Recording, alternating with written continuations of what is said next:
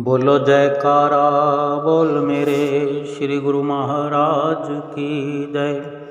सभी गुरुमुख प्रेमियों से सप्रेम जय सच्चिदानंद। चारों तरफ एक ही धूम मची हुई पूरे संसार में। हर किसी की जुबान पर एक ही नाम कि नया साल आने वाला है, नया साल आने वाला है, नया साल आ गया। नया नया का जिक्र हर किसी की जुबान पर कुछ समय से सुनने का अवसर था, सुनाने का अवसर था। और देखो नया साल आ गया, नए साल की बधाइयाँ दी गईं, नए साल की बधाइयाँ ली गईं। और अब ये नया साल जो था, अब ये था हो गया। थोड़े दिन पहले ये आएगा, आने वाला था, और अब ये वापस जाने को भी इसकी शुरुआत हो गई। अब ये जा रहा है, जाना शुरू हो गया। इसकी एक्सपायरी होने लगी है कि नया साल आया और नए साल के कुछ दिन, चाहे 2-3 दिन ही व्यतीत हुए हों, 4 दिन व्यतीत हुए हों, 10 दिन व्यतीत हुए हों, हो तो गए। यानी जाने का दौर शुरू तो हुआ, लेकिन इस बात का एहसास होगा नहीं किसी को। और पूरा पूरा साल जाने कहाँ इंसान खोया रहता है। नए साल की खुशी काफूर हो गई। नए साल में ऐसा करेंगे, नए साल में वैसा करेंगे, 2024 में मुहूर्त होगा, 2024 में फलां काम करना है, 2024 में ये हो जाएगा, तरक्की हो जाएगी। 2024 हमारे लिए क्या अच्छा क्या बुरा लेकर आया है, ठीक से हम समझ भी नहीं पाते। 2024 में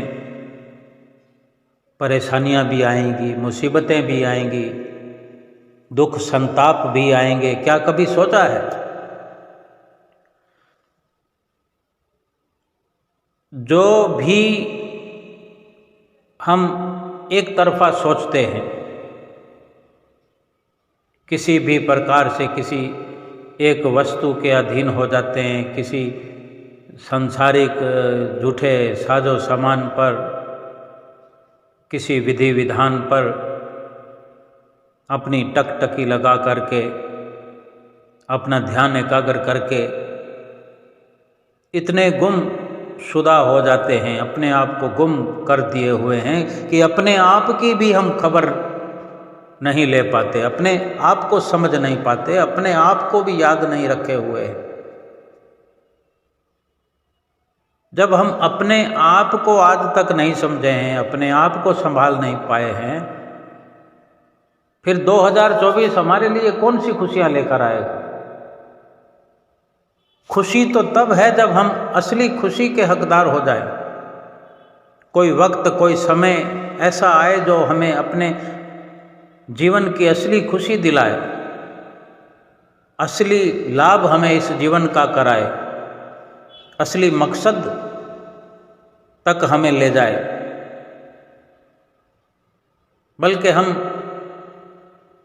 संसार में ही ऐसे उलझे रहते हैं, रचे पचे रहते हैं। हमारा जन्मदिन आने वाला है, हमारे घर में शादी का दिन आने वाला है, मकान का मुहूर्त होने वाला है, सगाई होने वाली है, सैलरी आने वाली है। इस प्रकार के कितने आडंबरों से हम भरपूर रहते हैं। भूमि पूजन होने वाला है, बंगले का मुहूर्त होने वाला है, गाड़ी ली है, आज गाड़ी लेकर के हम खुश हैं। मिठाई बांट रहे हैं, खुशी का कोई ठिकाना नहीं। आज हम गाड़ी ले आए 10 लाख की, 15 लाख की, 20 लाख की। गाड़ी तो लेने वाले पुरानी भी लेते हैं, सेकेंड हैंड गाड़ी भी लेते हैं। 2 लाख में आ जाती है, 4 लाख में आ जाती है, 5 लाख में, 10 लाख में भी पुरानी गाड़ी आती है, 5 लाख में नई गाड़ी भी आ जाती है। जिसने पुरानी गाड़ी खरीद ली उसको बस ये खुशी होती है कि गाड़ी ले ली है हमने, और जो नई गाड़ी लेकर आता है उसके दिल दिमाग में कुछ अधिक खुशी होती है कि मैंने नई गाड़ी ली है। और नई गाड़ी शोरूम से लेकर आते हैं और घर तक पहुंचते हैं, फिर घर से एक बार निकाल कर इधर उधर चक्कर लगाते हैं। उस नई गाड़ी का पुरानापन शुरू हो गया। क्या अभी हम ये समझ पाएंगे? इस बारे में हम अपना ध्यान जोड़ पाएंगे कि जो हम नया समझ के लाए हैं वो तो उसी वक़्त से जब हमारे कागज पत्र बन गए, वो गाड़ी हमारे नाम पर रजिस्टर्ड हो गई, शोरूम से गाड़ी निकल चली, हम उसमें सवार होकर घर तक आ गए, वो गाड़ी पुराना होना शुरू हो गई, उसकी एक्सपायरी शुरू है, क्योंकि वो चलने लगी है, विचरने लगी है। ये साल भी नया अब शुरू हो गया है, चलने लगा है, पुराना होना शुरू हो गया। नए नए कपड़ों को पहन करके इतराते हैं। वो कपड़ा जब तक पहना नहीं है, इस्तेमाल नहीं किया, तब तक ही वो नया है। हमने अपने गले में वो कपड़ा डाला, शरीर पर धारण किया, तो वो पुराना होना शुरू हो गया। बेशक कुछ समय तक हमें नज़र नहीं आएगा, लेकिन 1 दिन 2 दिन तक उसी कपड़े को पहनेंगे तो फिर धोने के लिए उतारना पड़ेगा। कोई ज़्यादा पहन लेगा तो 4 दिन पहन लेगा, लेकिन पुरानापन शुरू हो गया उसको। फिर उसका फटना निश्चित है, पुराना होना निश्चित है, समाप्त होना निश्चित है। हर चीज़ संसार के अंदर अस्थायी है, और इन अस्थायी सामानों को, अस्थायी सुख सुविधाओं को, झूठे क्षणभंगुर नाशवान संसार के सामानों को देखकर, प्राप्त करके हम इतरा रहे हैं। लेकिन अगर यही झूठे सामान अगर किसी सत वस्तु की खरीदी करा सकते हैं, किसी सत वस्तु को प्राप्त करने के काम आ सकते हैं, और हमें इतनी समझ मिल गई है, ये नया साल भी अगर हमें कोई नया ऐसा आयाम दे सके, नया कोई ऐसा फॉर्मूला बता सके, नई कोई हमारे लिए खुशी ऐसी सच्ची ला सके, इस नए साल के उपलक्ष्य में, नए साल के शुरुआत में, नए साल के क्षणों में, पलों में, दिनों में हम कोई सत वस्तु प्राप्त कर सके, कोई ऐसी वस्तु प्राप्त कर सकें जो कभी ना मैली कुचैली हो, ना पुरानी हो, ना एक्सपायर हो, वो सदा सर्वदा नई की नई, दिन दुनी रात गुनी, चौगनी नई नवेली उसका नवीनीकरण होता रहे। तो ये साल वास्तव में हमारे लिए हर वक्त नया पड़ा रहे। और जिन संसार के झूठे सामानों के लिए, झूठे सामानों के बदले, झूठी व्यवस्था के बदले कोई सच्ची व्यवस्था हम अपना सकें अपने लिए, धन खर्चने से कोई ऐसी वस्तु मिल जाए, तन खर्चने से कोई ऐसी अवस्था पैदा हो जाए, मन लगाकर कोई प्रयास करने से ऐसी अवस्था प्राप्त हो जाए, कोई ऐसी अनमोल निधि प्राप्त हो जाए, जो ये धन को भी हम, जो झूठा है, ये संसार के समान, ये संसार के अंदर हमारा ये जो शरीर है, ये शरीर है, तन है, मन है, धन है, ये सब झूठा है। इससे कुछ भी ऐसा सच्चा मिल जाए, सच्चा सरमाया मिल जाए, तो हमारा तन भी सफल है, धन भी सफल है, मन भी सफल है। और वरना तो फिर ये वक्त गुजर जाएगा, ये श्वास खत्म हो जाएंगे, शरीर विनष्ट जाएगा, नाश हो जाएगा, धन यहीं पड़ा रह जाएगा, रिश्ते नातेदार कोई काम नहीं आएंगे। और ये जीव आत्मा बेचारा इस शरीर से निकल करके हमेशा हमेशा के दुखों को प्राप्त करेगा, जा करके 84 लाख योनियों को अपनाएगा। समझना तो यही है कि 84 लाख योनियों से बच सकें, कोई ऐसी जायदाद मिल जाए सच्ची, झूठी जायदाद दे करके, झूठा तन लगा करके, झूठा मन लगा करके, झूठा धन लगा करके कोई ऐसी सच्ची पूंजी मिल जाए, कोई सच्चा सरमाया मिल जाए जो यहाँ भी काम आए, परलोक में भी साथ निभाए। उसके लिए हम नहीं सोच रहे हैं, नहीं विचार कर रहे हैं। बस नया साल आ गया और संसार के ये झूठे सामान लेकर के सच्ची कोई वस्तु देने वाला भी इस दुनिया में है, ये भी हमें पता नहीं है। ये भी इंसान नहीं जानता कि क्या इस धन से जो झूठा है, जो यहाँ छोड़ जाना है, क्षणभंगुर है, नाशवान है, इसके बदले में कोई सच्ची अनमोल वस्तु मिलती भी है। ये शरीर जो आज नहीं तो कल पड़ा होगा किसी रास्ते पर, चाहे हम कहीं मखमली गद्दों पर भी शरीर छोड़ेंगे, मखमली गद्दों पर भी अगर हमारे श्वास पूरे हो जाएंगे तो उठाकर हमें बाहर रख दिया जाएगा रास्ते पर। रास्ते की ठोकर में पड़े होंगे हम। लोग वो जिनको हम प्यार करते थे, लोग वो जो हमें प्यार करते थे, जिनसे हमारा लेन देन चलता था, जिनसे हमारा साथ बना होता था, चाहे वो घर के हों, परिवार के हों, मित्र हों, कुटुंबी रिश्तेदार हों, उनकी ठोकर में हमारा सर पड़ा होगा।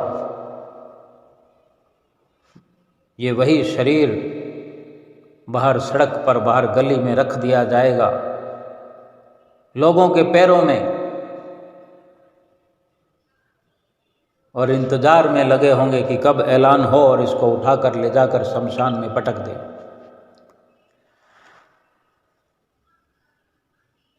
हम अगर इसी प्रकार की व्यवस्था करने में लगे हैं, नया साल में ये सब भी होने वाला है।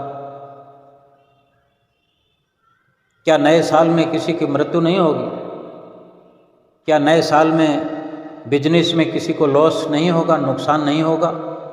क्या नए साल में कोई बीमारी नहीं शरीर पर आएगी? नए साल में क्या किसी का मकान नहीं टूटेगा?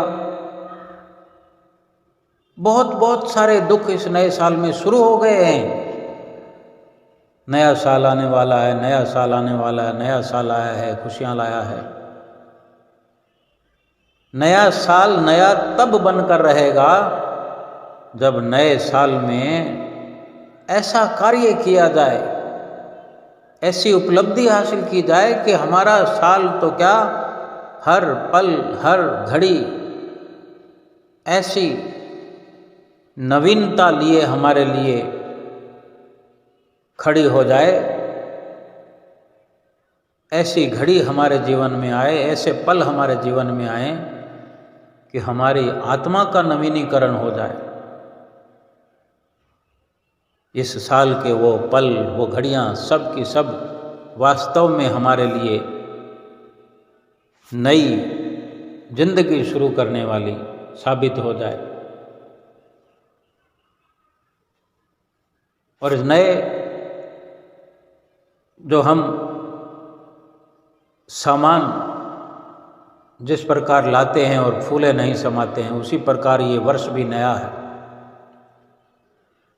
क्या नया क्या पुराना। अगर पुराने साल में हमने भजन भक्ति की हो और नए साल में न करें, हमारे लिए तो पुराना साल ज़्यादा बेहतर था। और पुराने साल में जो भूल चूक हमने की है और नए साल में उस भूल चूक को सुधार करके हम भजन भक्ति में आगे बढ़ जाए, तो वास्तव में नया साल हमारे लिए आत्मिक कल्याण का अवसर बनकर आया। खुशी मनाने के हम काबिल हैं। नए साल का स्वागत करने का पूरा अधिकार है। केवल खाने पीने में, पार्टियां करने में, एंजॉय करने में, मस्तियां करने में अगर नया साल हम व्यतीत करते रहेंगे तो ये साल भी पुराने साल की तरह व्यतीत हो जाएगा। फिर एक नया साल आएगा, फिर उसके बाद एक नया साल आएगा, फिर नया साल आएगा। नए और पुराने साल में फर्क क्या है? हम रोज आए दिन नए कपड़े पहनकर गली बाजार मोहल्ले में चलते हैं। थोड़े दिनों में पुराना हो जाता है, फटने से पहले ही उतार कर फेंक देते हैं, फिर नए ले आते हैं, फिर थोड़े टाइम बाद उतार के फेंक देते हैं। कितने तो पुराने कपड़ों का हमारे घर में ढेर लगा हुआ है। वो सब पुराने एक जैसे ही तो हैं, और जो आज नया जोड़ा पहन कर के आए हैं उसको भी तो हमने वहीं मिक्स करने के लिए प्लानिंग बनाई हुई है कि ये पुराना हो जाएगा तो उनको भी उसी ढेर में लगा दिया जाएगा। तो विशेषता क्या है नए और पुराने की? नए कपड़े पहन करके कहीं सत्संग में चले जाएं, सतगुरु के दर्शन करने में चले जाएं। नए कपड़े पहन करके कहीं सतगुरु के आगे एक सच्ची फरियाद, एक नई हुंकार भरे, पुकार करें कि मेरा जीवन सफल हो जाए, सतगुरु की मुझ पर कृपा हो जाए, प्रसन्नता हो जाए, मुझे नाम मिल जाए, मैं नाम का सुमरन करूं, भजन करूं, भक्ति करूं। ये नवजीवन का मिल जाना ही पहने हुए नए कपड़ों को भी सकारत कर देगा, सार्थक कर देगा। हमारा जीवन सार्थक हो जाएगा उन घड़ियों में। नहीं तो तन ढकना है। पुराने कपड़े हों या नए कपड़े हों, क्या फ़र्क पड़ता है? वक्त तो गुजर जाता है। नए कपड़े हों, पुराने हों, बढ़िया हों, मखमली हों, कोट पैंट पहना हो या खद्दर का कुर्ता पजामा पहना हो या गंजी पहनी हो, महापुरुष फरमाते हैं उम्र एक दिन की हो या 100 साल गुजर जाती है। उम्र एक दिन की हो चाहे 100 साल गुजर जाती है। कंधे पर हो कंबल या बढ़िया साल गुजर जाती है। अमीरों की बाकमाल गुजर जाती है, गरीबों की हर हाल गुजर जाती है। मगर हक तो ये है कि हक में लगा रहे ध्यान, वरना अफसोस के ये पामाल गुजर जाती है। अब चाहे हमारी उम्र एक दिन की है या 100 साल की है, वो तो गुजरनी है। नया जीवन जो हमें मिलता है, बच्चे का जन्म होता है, आज जिसका जन्म हुआ है उसका कदम तो बुढ़ापे की ओर ही है कहीं ना कहीं। बीच के पड़ाव पार करते हुए बुढ़ापे में ही पहुंचेगा।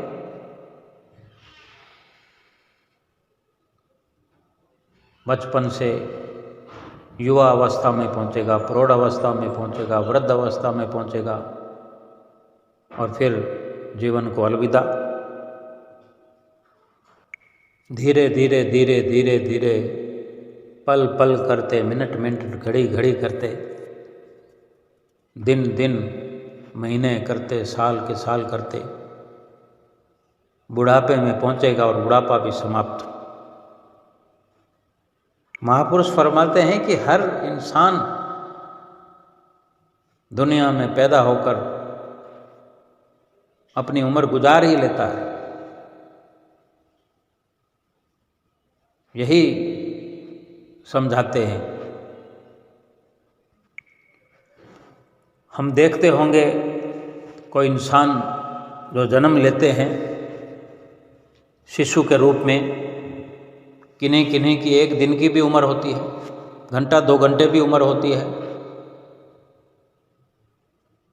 महापुरुषों के फैसले अटल हैं कि उम्र एक दिन की हो या 100 साल गुजर जाती है। कोई एक दिन का जीवन लेकर के आए या कोई 100 साल का जीवन लेके आए, एक दिन और 100 साल में कितना बड़ा फासला है। एक साल के 365 दिन होते हैं, 100 साल के अब हम लगा लें कितने दिन होंगे, हजारों, लाखों, यानी इतने हजारों लाखों दिनों का जीवन हो वो भी गुजर जाएगा, और एक दिन का किसी का जीवन है वो भी गुजर जाएगा। भी उम्र तो गुजर ही जानी है ना। जो जीवन लेकर आया है, जो इस दुनिया में पैदा हुआ है, शरीर धारण करके आया है, तो वो मर ही जाएगा। चाहे अब उसको सर्दियों में कोई बढ़िया पश्मीना शॉल मिल जाए, या फटी पुरानी गुदड़ी कोई चिथड़ी या कोई फटा पुराना कंबल सस्ता सा ओढ़ कर भी वो ठंड का मुकाबला कर ही लेता है। समय तो व्यतीत हो गया, रात तो गुजर गई, दिन तो गुजर गया ना। रात दिन करते करते करते पूरी उम्र गुजर जाती है। अमीर लोगों की मस्ती में, आनंद में गुजर जाती है, कहते हैं। अगर कोई अमीर अगर यही आनंद समझता है कि मैं मखमली गद्दे पर सोता हूँ, पश्मीना शाल ओढ़ता हूँ कश्मीर का, बढ़िया बढ़िया जूते 5, 10, 20 हज़ार वाले जूते पहनता हूँ, गरीब आदमी का तो 5, 10 हज़ार में महीने का खर्चा चल जाता है। छोटे से परिवार का 10 हज़ार में खर्चा चलाते हैं आज। अमीरों की बाकमाल गुजर जाती है, गरीबों की हर हाल गुजर जाती है। मगर हक तो ये है कि हक में लगा रहे ध्यान, वरना अफसोस के पामाल गुजर जाती है। हक ये है, यानी अधिकार इंसान का ये है कि अपने अधिकार की ओर ध्यान लगा रहे। हमारा अधिकार है भजन करना, भक्ति करना, सुमरन करना, भगवान को प्राप्त करना, यानी भगवान के साथ मिलना। भगवान को कहीं से उठा के थोड़ी लाना है। प्राप्त तो भगवान को तो प्राप्त बहुत लोग करते हैं। छोटे छोटे बच्चे भी प्राप्त कर लेते हैं। बाज़ार में जा कर के 10 रुपये में भगवान मिल जाता है, 20 रुपये में भगवान मिल जाता है, 50 रुपये में भगवान मिलता है। कोई उसी को 500 रुपये में खरीद लाता है, 5000 में भी कोई लेकर आता है, कोई लाख में लेकर के आता है। चाहे उस पर करोड़ लगा दो, सोने की हीरों जड़ित भगवान की मूर्ति ले आओ। कोई कृष्ण को प्राप्त कर रहा है, कोई राम को प्राप्त कर रहा है, कोई हनुमान को प्राप्त कर रहा है, कोई गणेश को प्राप्त कर रहा है। भगवान ने सबको प्राप्त कर लिया है। इस प्रकार से तो भगवान को प्राप्त अपने भीतर करना है। और वो प्राप्त करना भी कैसा है भगवान को? भगवान हमारे भीतर है। उसको प्राप्त करना मतलब उसके रूबरू होना है, उसको पहचानना है, उसको जानना है। और भगवान के रूप को तो हम भगवान को महसूस और भगवान को पहचानेंगे तो तब जब हम अपने आप को पहले पहचानेंगे। हमारी तो शरीर से तो हमारी ऊपर कोई धारणा है ही नहीं। हम तो शरीर को ही सब कुछ समझे बैठे हैं। बाहरी दिखावटी, बाहरी जामे को, बाहरी पहनावे को, बाहरी आडंबर को, बाहरी रंग रूप को सब कुछ समझे हुए हैं। तो भगवान भी हमने ये समझ लिया कि हमने भगवान की मूर्ति खरीद ली तो हम भगवान को घर उठा लाए हैं। ये भगवान को प्राप्त करना नहीं है। अगर मूर्ति भी हम लेकर आए हैं तो मूर्ति के माध्यम से हम अपने भीतर के भगवान को पहचान पाए तो वो मूर्ति का लाना भी सार्थक है। यानी अगर भगवान को समझा नहीं, भगवान को जाना नहीं, भगवान को पहचाना नहीं, तो फिर ये जीवन बेकार चला जाएगा। ये अफसोस हो जाएगा कि वरना ये पामाल गुजर जाएगी उम्र, यानी पामाल यानी बेकार में ही नष्ट हो जाएगी हमारी उम्र। ना अपने आप को जाना, ना भगवान को जाना। भगवान जो हमें प्राप्त हैं, भगवान को कहीं से लाना नहीं है, कहीं से खरीदना नहीं है, कहीं से पाना नहीं है। भगवान को अपने भीतर ही पाना है। बाहर के जितने भी आडंबर हैं वो हमें भीतर ले जाने के लिए हमने उन आडंबरों का साथ लेना है, उन आडंबरों को सार्थक करना है अपने भीतर पहुंच करके। यही विशेषता हमारे जीवन की हो जाए कि हम उस अपने आप से जो हमारे साथ में है, हम जो जहाँ भी मंदिर, गुरुद्वारे, कुटिया में, आश्रम में, श्री आनंदपुर, श्री प्रयाग धाम, परम धाम, संत नगर, अमर धाम, विवेक धाम, आलोक धाम, जितने भी धाम में हम सतगुरु के दर्शन करने जाते हैं, इन्हीं परम ब्रह्म साकार परमात्मा को सतगुरु रूप में भी जो हम दर्शन करते हैं बाहरी आँखों से, इनको भी अपने भीतर हमें प्राप्त करना है। बाहरी माध्यम से अपने भीतर इनका दीदार करना है, इनको प्राप्त करना है। यही विशेषता इस नव वर्ष की हो जाए। जो नया साल आया है और पुराना होना शुरू हो गया है, इस पुराने होते साल के अंदर हमारी आत्मा का हम ऐसा नवीनीकरण करें, ऐसी इसकी लखता करें, अपने आप की पहचान करें, परमात्मा की पहचान करें, क्योंकि आत्मा को परमात्मा से मिलाना ही हर इंसान का इस दुनिया में आने का मकसद है। परमात्मा को पहचानना इसलिए ज़रूरी है कि इनके साथ अपनी आत्मा का विलय करना है। कोई सामान हमने लेकर किसी को देना है तो जिसको देना है उसका एड्रेस, पता, ठिकाना हमें मालूम होगा, तभी हम वहाँ जाकर उसके सुपुर्द करेंगे। आत्मा का कल्याण करना है तो आत्मा का कल्याण तो परमात्मा से मिलने से होगा। परमात्मा से मिलने के बाद आत्मा परमात्मा के साथ एक हो जाएगी, आत्मा का कल्याण हो गया, छुटकारा हो गया। फिर ना कहीं आत्मा फंसेगी, ना किसी प्रकार से संसार का मोह रहेगा, न लोभ रहेगा, न काम रहेगा, न क्रोध रहेगा, न अहंकार रहेगा, ना कुछ होगा, ना फिर उसका असर आत्मा पे आएगा, ना जन्म होगा, ना मरण होगा, छुटकारा हो गया। यही तो छुटकारा है। नए साल के उपलक्ष्य में ऐसा हमारा जीवन बन जाए, ऐसी हमारी सोच बन जाए कि नए साल के एक एक पल, एक एक घंटे, एक एक दिन ऐसे व्यतीत हों कि हर घड़ी, हर पल में, हर घंटे, हर दिन में अपनी आत्मा की पहचान करने में लग जाएं। भगवान को प्राप्त करने के लिए संतों की संगत जरूरी है, संतों का साथ जरूरी है।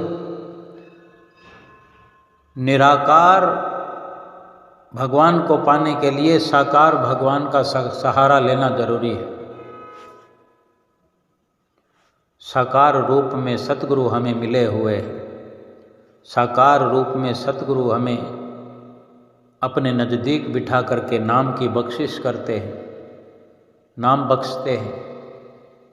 हम बार बार भूल जाते हैं, हमें बार बार याद दिलाते हैं। हम भूलनहार हैं, वो बख्शनहार हैं।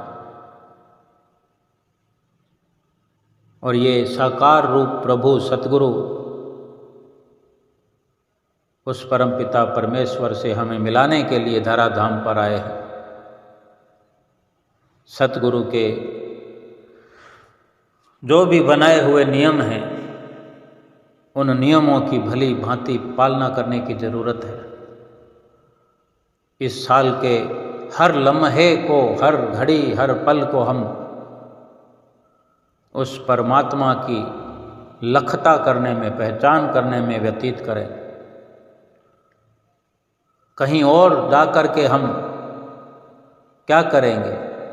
सतगुरु हमें मिल गए हैं, सतगुरु ने रास्ता बता दिया है। महापुरुषों के वचन हैं, अलख पुरुष की आरसी संतन की ही देह, लखा जो चाहे अलख को इन ही में लख ले। अलख यानी लखना यानी जानना, पहचानना, लखता यानी पहचान। अलख पुरुष की आरसी, जिसको लखा नहीं जा सकता, जिसको जाना नहीं जा सकता, जहाँ तक पहुँचा नहीं जा सकता, वहाँ तक पहुँचने के लिए, उस परमात्मा तक पहुँचने के लिए, परमात्मा को पाने के लिए संतों की चरण शरण में जाना जरूरी है। जहाँ जिनकी शरण में श्री राम भी गए, श्री कृष्ण भी गए, जो भी इस दुनिया में, इस धरती पर भगवान ने भी अवतार लिया, संतों की शरण उन्होंने हासिल की, तभी वो भगवान हो पाए। और हमें ये शरण प्राप्त संतों की हो गई है, वक़्त के सतगुरु हमें मिल गए हैं। अलख पुरुष की आरसी, अगर उस परमात्मा को, उस निराकार परमात्मा को सतगुरु की देह से ही जाना जा सकता है। सतगुरु की देह के साथ, शरीर के साथ हमारा संपर्क, हमारे शरीर का और सतगुरु के शरीर का संपर्क जो है, नज़दीकी हमें मिली हुई है। सतगुरु के सामने बैठ कर के हम रोज़ श्री दर्शन करते हैं, सत्संग करते हैं, 5 नियमों की पालना करते हैं, भजन अभ्यास, ध्यान करते हैं, सेवा करते हैं।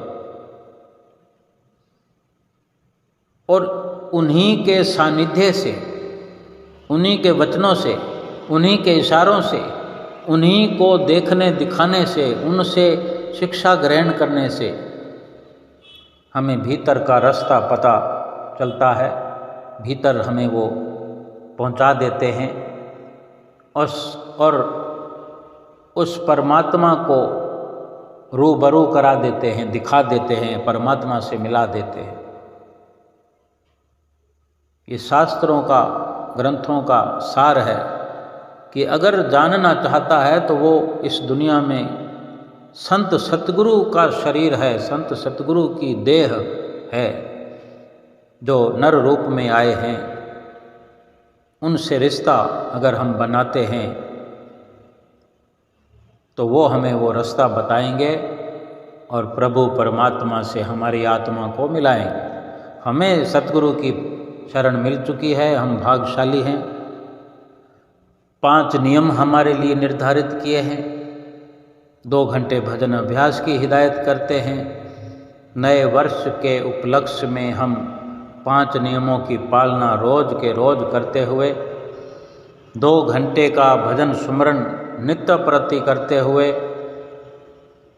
सतगुरु की ढेर सारी प्रसन्नता प्राप्त करते हुए अपनी आत्मा की पहचान करनी है। परमात्मा को पहचान करके सतगुरु के वचनों पर चल करके आत्मा और परमात्मा को एक करना है।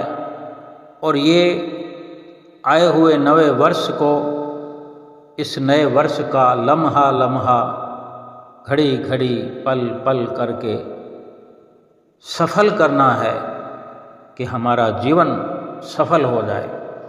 बोलो जयकारा बोल मेरे श्री गुरु महाराज की जय।